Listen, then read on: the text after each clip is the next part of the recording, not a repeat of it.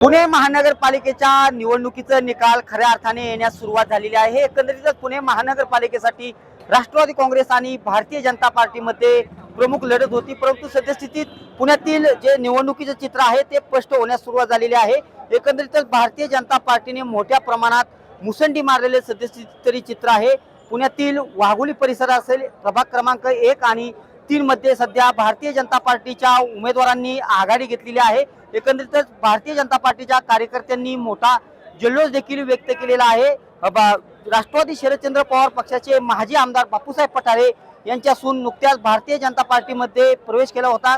खऱ्या अर्थाने त्यांनी देखील येथे मोठी आघाडी घेतलेली आहे। एकंदरीतच सद्यस्थितीत मोठ्या प्रमाणात भारतीय जनता पार्टीचे कार्यकर्ते आहेत ते जल्लोष व्यक्त करताना दिसत आहे। साहजिकच काही वेळानंतरच जे निकाल आहेत ते स्पष्ट होतील, परंतु सद्यस्थितीतील चित्र तरी भारतीय जनता पार्टीच्या उमेदवारांनी प्रभाग क्रमांक 1 आणि 3 मध्ये मोठी आघाडी घेतलेलं चित्र सद्यस्थितीत तरी आहे। एकंदरीतच काही वेळातच प्रभाग क्रमांक 4 ची देखील मोजणी होईल, परंतु सद्यस्थितीतील चित्र हे भारतीय जनता पार्टीने मोठ्या प्रमाणात आघाडी घेतलेले चित्र आहे। दीपक कापरे, TV9 मराठी, पुणे।